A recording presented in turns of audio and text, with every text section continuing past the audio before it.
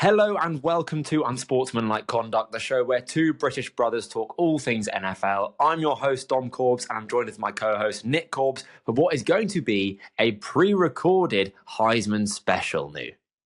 Yes, I'm really excited to talk about this, Dom. I've been hammering the table for some college football all year, and so happy we finally get to talk about it.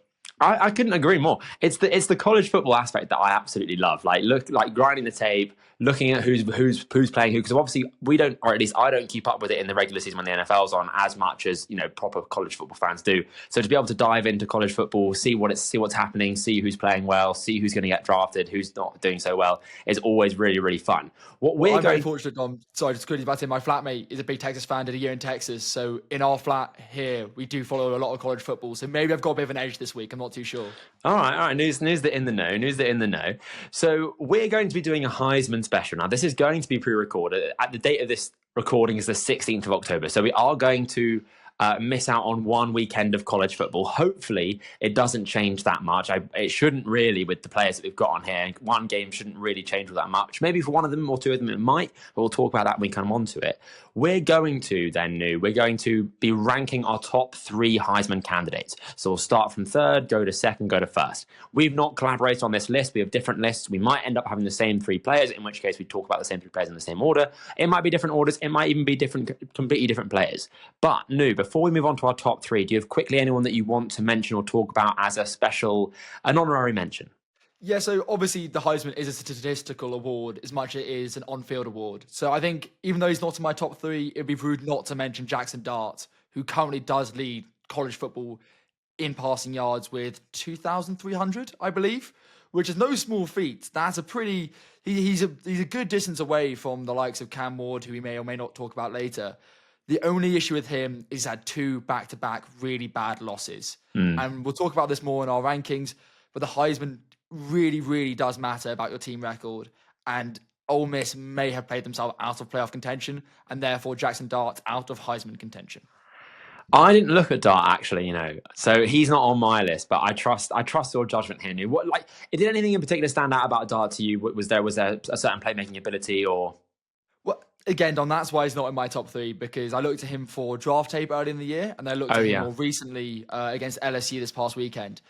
And his scheme helps him out massively. I don't think there's that much individual brilliance there, which I will talk about later about Heisman moments and, Heisman defining games, which I do not see Jackson Dart having. So therefore, although his statistical prowess is impressive, it's really hard to rank him in the top three. So I have an honorary mention as well. I don't know if he's on your list. I've got Dillon Gabriel, the quarterback from Oregon. Is he on your list, Nick? No, but I'm a big fan and obviously had a big statement to win this weekend. Exactly. So he had a big win against Ohio State. Oregon are now 5-0. I believe they're the second ranked team behind Texas. He went 23 for 34, 341 yards, 2 touchdowns, no interceptions, 3 big time throws. It was a statement game. And that's why suddenly he's kind of in this Heisman contention. We wouldn't have really pegged him to be in this race at this point in the preseason. I'll quickly talk about him. I thought that he made some really great throws, particularly deep down the field. He went 6 for 7, I think, for 220 yards on throws more than 15 yards. He kind of has a CJ Stroud-esque arm. Maybe that's being a bit too generous to him. He doesn't have elite arm talent, but he does have that good accuracy deep down the field, kind of like a Joe Burrow-esque. Do you know what I mean? He can hit the throws downfield, but it's not coming out as zip, and it's not going to try and beat defenders to the window, for example. So Dillon Gabriel was often throwing to his receivers really help him out. He's got Tez Johnson and another receiver, Evan Stewart, who are both going to be drafted this year. So he's got a good team around him.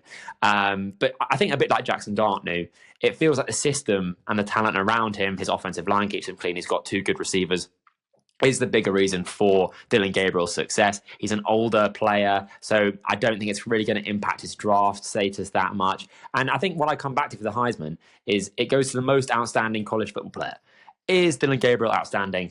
No, I don't think he should or will win this award.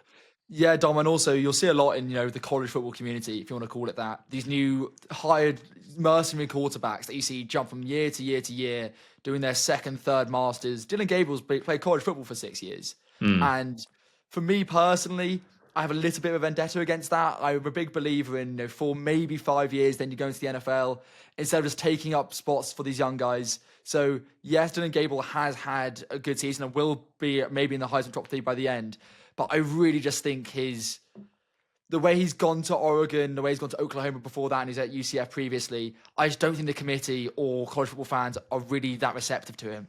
I completely agree. And I think that's also, you mentioned like older prospects, like quarterbacks like Bo Nix, for example, like we're seeing him struggling in the NFL at the moment. It's easy when you are much bigger, maturer than 18-year-olds that you're playing against. So I'm a big believer as well in like, if you're an older prospect, stat padding, essentially, like refusing to leave. You've been in college since the Obama administration.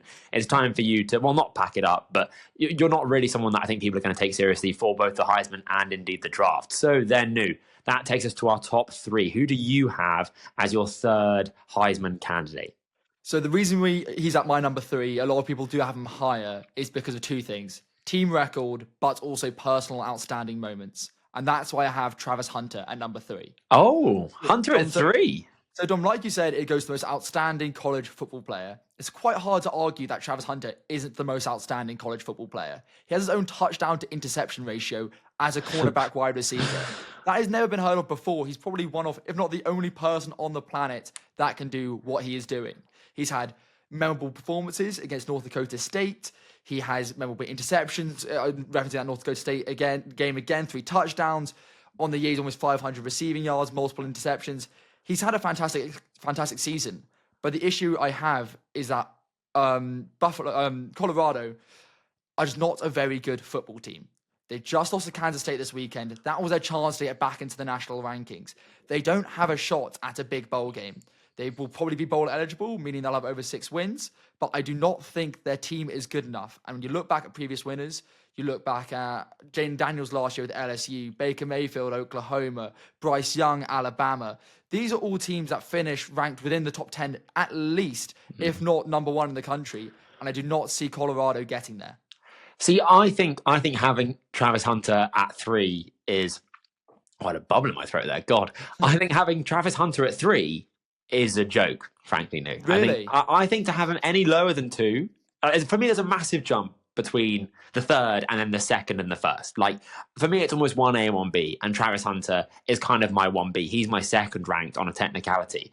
I just think, that obviously the Heisman voting is done at the very close of the college regular season. I think December the 3rd is when the voting is put in, and when and the last game for a lot of teams is like November 30th, something like that.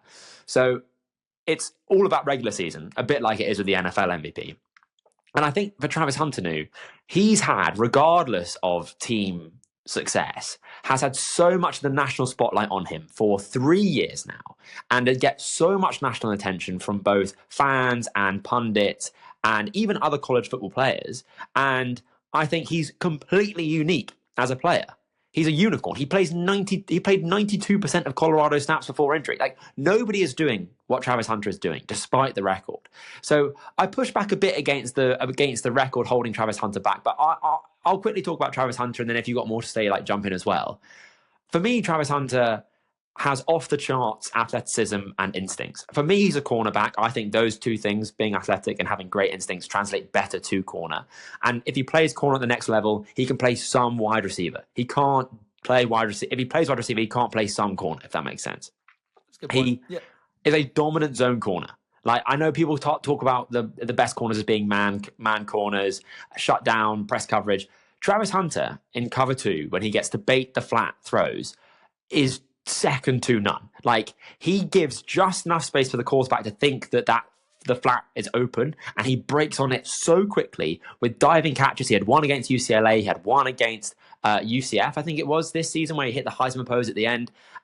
He's just so good at baiting the quarterback in cover 2. He's got deadly game IQ, and he plays wide receiver. So for me, I think that Travis Hunter has to be at least 2, because nobody else is doing what he's doing. I completely understand that, Dom, and like I said, it's pretty hard to argue against it. But I think you're almost overanalyzing and not seeing the bigger picture. When you look back at previous winners, there's not a single. First of all, there's obviously Devonta Smith. The last defensive player to win it was Charles Woodson in 1998.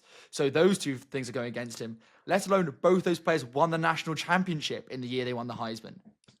And that's outside the quarterback position. So I think Travis Hunter is an amazing player, and you're right, there's very few players that can do what he do, and he's a great draft prospect. But in terms of the Heisman race itself, I cannot put him above 3 for those reasons. Look, you make a good point. I can't lie. You do make a good point, but I do just feel that the unicorn nature of Travis Hunter puts all those previous winners to rest because he's a one of one in himself. He properly plays corner and wide receiver, both positions, and is the best player at both those positions for Colorado. In the game last weekend, it had that graphic being like impact players, where it shows an impact player on defense and an impact player on offense. Both are Travis Hunter, and the commentators were like, "No, that's not a typo. He's literally their best player on both sides of the ball." So I hear you. I think it's a good point you make, but I personally have Travis Hunter at 2. But then, who is your second-ranked player? So my second-ranked player is also my number 1 ranked quarterback in this draft, who you were big on early on the draft. Yeah. But that's a separate issue, is Cam Ward out of Miami. I think Cam Ward is electric. Similar to Travis Hunter, he has that media hype around him. He has this national spotlight, which I really think you do need to win the Heisman. Miami this year also have a cakewalk of a record. They don't play another ranked opponent till the end of the season. The next toughest game is Syracuse, who are 5-1 right now, but Syracuse are no Miami. Miami's a much better side. Miami really has a chance to go undefeated, and Cam Ward has a chance to revive this program that's been dead for the last couple of years. And he's also doing it with flair, skill, and just pure athleticism. And for me, that just screams Heisman. Yeah, Cam Ward is my third ranked player. Okay. And look, people get on my back about my takes. Cam Ward nailed it. Tell me I didn't nail that. You nailed it. You're right. I've been big on him since our preseason quarterback kind of draft watch videos that we did. And with Cam Ward, like, I'm so pleased for him and for me and my takes. He's third in college football in big time throws with 17. He's a gunslinger. Miami was 7-6 last year. They're now 6-0. They're ranked 6 in the AP poll. But I hear you, New. I hear you. The lower competition level of the ACC, I think, is actually going to hold Cam Ward back quite a bit here with regards to Heisman, because the level of competition is frankly terrible, really. Like, not a single ranked opponent they're playing until the end of the season. So I think one loss puts Cam Ward out of this. Yeah, I completely agree, Dom. He should go 12-0. If he doesn't go 12-0, they've lost that game rather than the other team winning. Miami have a good squad, good receivers, good coaching. Cam Ward is obviously the leader of that squad. The issue is here, Dom, also, that I mentioned briefly with Travis Hunter, is the idea of a Heisman-defining game or a Heisman-defining moment. Yeah. If you're playing Duke, then Miami, where is that coming? He doesn't have that level of competition. He doesn't have that national spotlight game, that Johnny Manziel fumbling his own ball and throwing it into the end zone, that Joe Burrow beating Alabama on the road. He doesn't have a game like that in his schedule. And I think that makes it really hard to put him any higher than 2 for me. Yeah, and as I said earlier, the voting is done before the playoffs. So even if I'm sure Miami will go to the playoffs, because we have to assume they go 12-0. If they don't, Cam Ward's out of it anyway. But for Cam Ward to have any shot after going 12-0, he would have had to have beaten a playoff team, but he's not going to be able to do that before the voting closes. So it's unfortunate, but I'm with you, New. I think that the reason why I had Travis Hunter ahead of Cam Ward as my 2, then my 3, is because Cam Ward is almost counted out of it before we even really begin. Do you know what I mean? Yeah, I completely agree, Dom. Also, I've just realised, annoyingly, that I actually had 5 people on my list, not 4. So I mentioned Dillon Gabriel as my honorary mention. I also just quickly want to touch on Jalen Milroe, because he's almost the flip side of Cam Ward in that sense. He's playing loads of ranked opponents. In fact, his next 3 games, as of the point of recording this, are against ranked opponents. Now, I said he's not. I'd put him as 4. I'd go Dillon Gabriel 5, Jalen Milroe 4, Cam Ward 3 for me personally. I'll quickly talk on Jalen Milroe though. He's had a stunning development from last season. Last time we spoke about the college quarterbacks, had him graded at a at a 4th round developmental quarterback. Now I think he's firmly a first rounder. I think he could be QB1. I personally don't have him at that point yet, but he could be QB1 because he's an unbelievable rushing threat. And I think him beating Georgia is his quote-unquote Heisman moment that you were talking about earlier. And Georgia are a very good team. And someone like Carson Beck, who's seen his stock kind of go down, but Jalen Milroe has risen stratospherically, I would say. And he accounted for 4 of the 5 touchdowns in that game. Do you want to guess how many rush yards he went for in this game against Georgia? North of 150? Less impactful now, but 113 for 2 touchdowns. Like, that is crazy to do that against a legit defense, against future NFL players. This isn't against Incarnate World or some FCS school or Ball State or something, where it's future Uber drivers. This is Georgia, like one of the blue blood programs of the country. Great defense, perennial NFL players every single year in the draft. And he made some nice throws, went through his progression, but I think what holds him back from potentially winning the Heisman is he's got Tennessee, Missouri, and LSU of his next 3 games. As I said, they're all ranked hard. He could easily lose one of those games, or at least have a bad performance. And I think that could kill his ranking, really. And he's got Ryan Williams. I don't know if you've seen any of his play, the receiver, number 2. I love him. Yeah, he's absolute 17 years baller. old. Absolute baller. He's was at one point, I think, also in the Heisman rankings, and that also kind of a bit like with Jackson Dart and with Dillon Gabriel is Alabama. It's hard to say when Jalen Milroe isn't throwing the ball as other previous Alabama quarterbacks like Bryce Young, who also won a Heisman, does. He relies a lot on his legs. So I think it's just his passing stats aren't elite. He's only got 7 big time throws, which is 57th in college football. 4.8% big time throw percentage, 25th. Only 1,483 yards, passing yards. That's 35th. And he had 0 big time throws against Georgia. He didn't beat Georgia with his arm. So I think it's unlikely but not impossible that he wins the Heisman. Jaden Daniels won it as a kind of similar dual threat, but Jaden Daniels had elite passing stats to go along with that.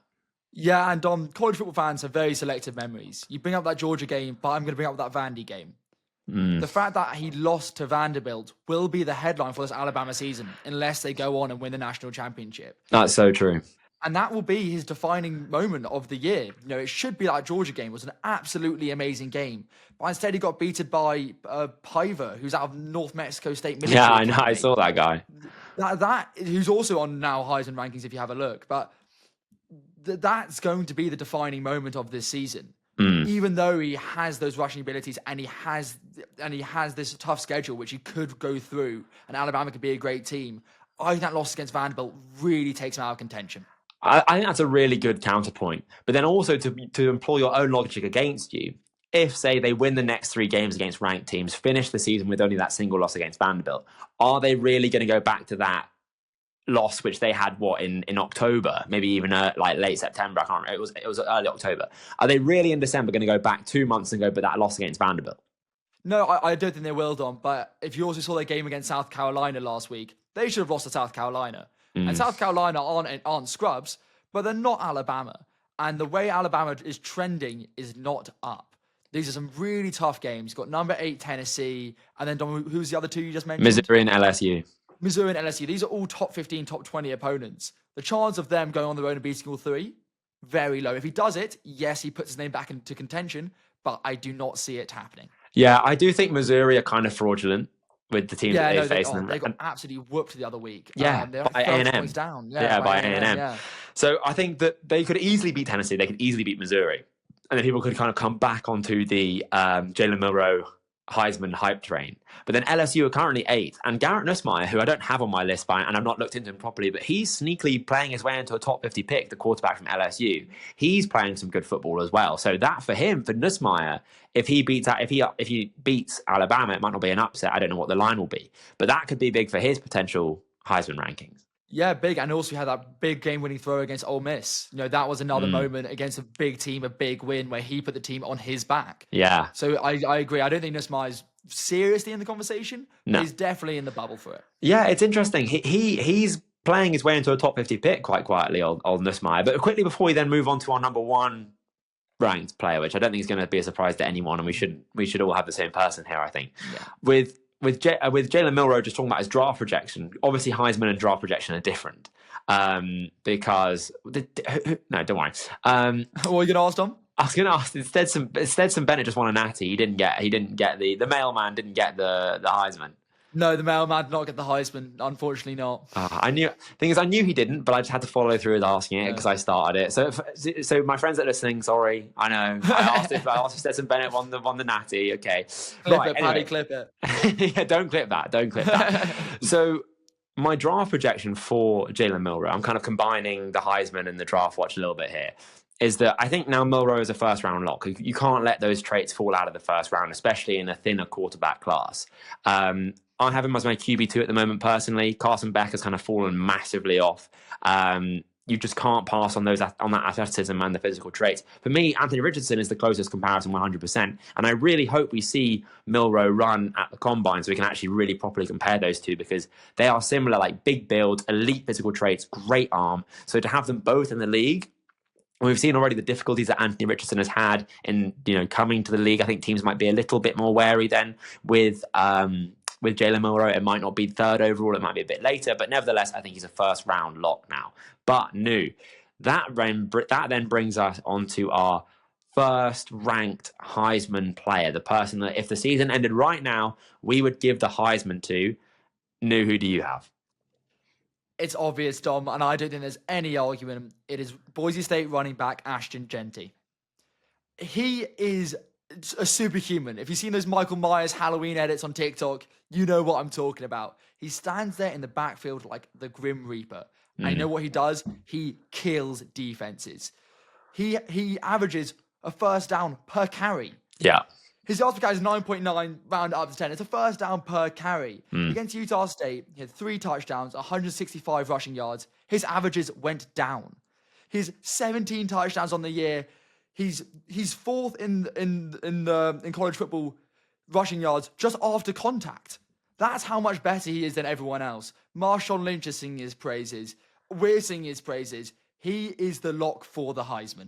I completely agree. He is so good, it's actually insane. Like I think it's a testament to how good Ashton Jeanty is that Travis Hunter has to be 2 in the rankings. Like the Travis Hunter at the moment simply doesn't have a shot. No one else really has a shot. Like it is Ashton Jeanty for the Heisman by the middle of October. Like you said it yourself, 9.9 yards per attempt. Touch the ball, first down. He has 7.25 yards after contact per attempt.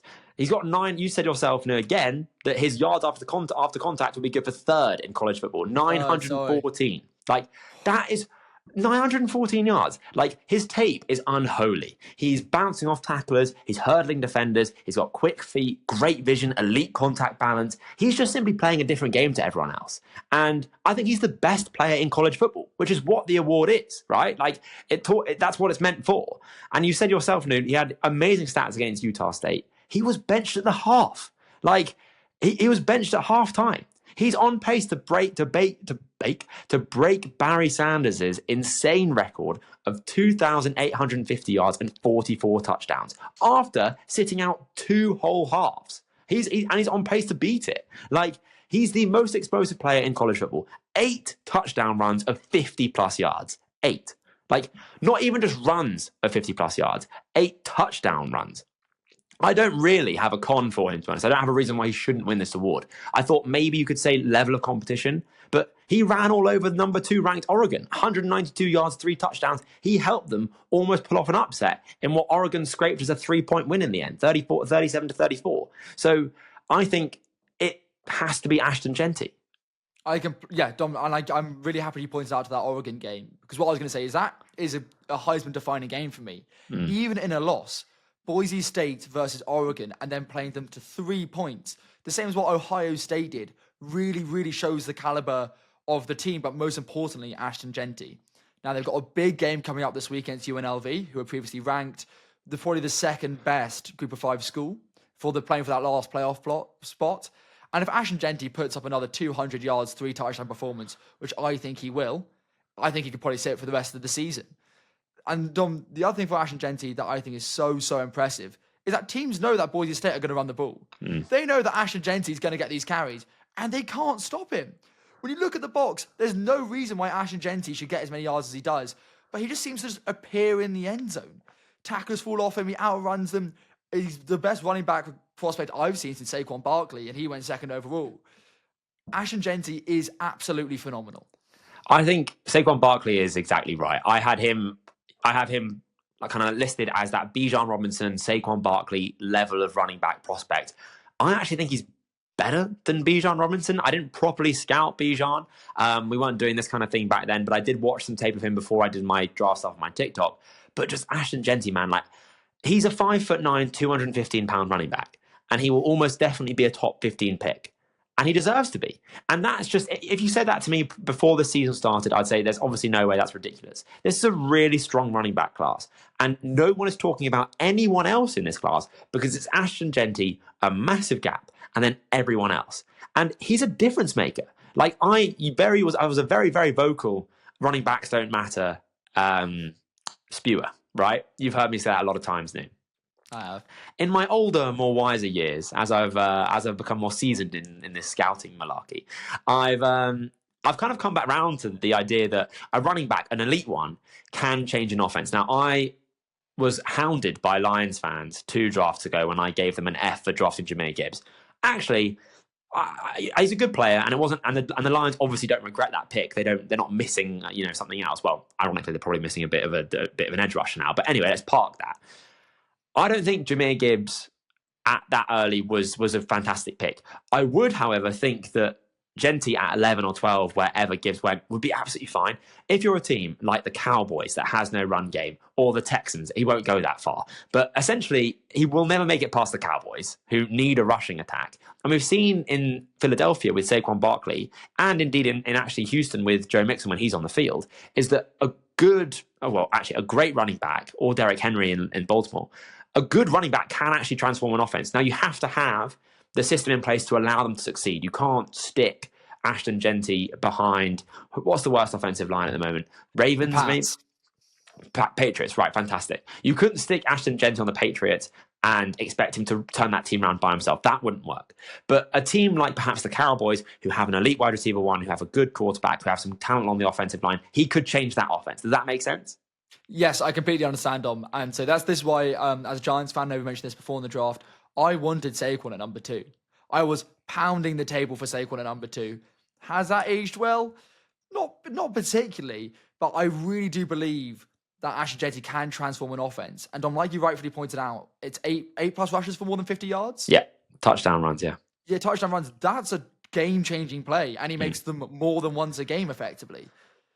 That does transfer to the NFL. We saw it with Saquon Barkley in his early years of the Giants and now in Philadelphia.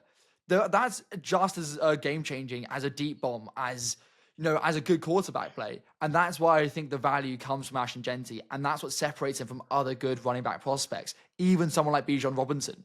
It's his ability to break off these big runs and score. Yeah, I think also when you look at Jeanty's highlights, if you look at the All-22, if you look at the highlights, really, it doesn't really matter what version of his tape you're putting on. You'll see it immediately. It jumps right out at you. Is that it's him taking on the whole defense. It's not like a perfectly blocked play where he's going up the middle untouched and just happens to be faster than everyone else. Like, he is genuinely making like 6-7 defenders miss. He's breaking tackles. He's hurdling people. He's trucking defenders. He's carrying them through to the end zone. There's that one play. Like, he's 5'9", 215 pounds. He is not built like Derrick Henry. He's not a bigger back, but he plays like a bigger back. He's like a perfect marriage of a scat back and like a downhill, hard-nosed running back of like in more of a line of a Derrick Henry, kind of a throwback type.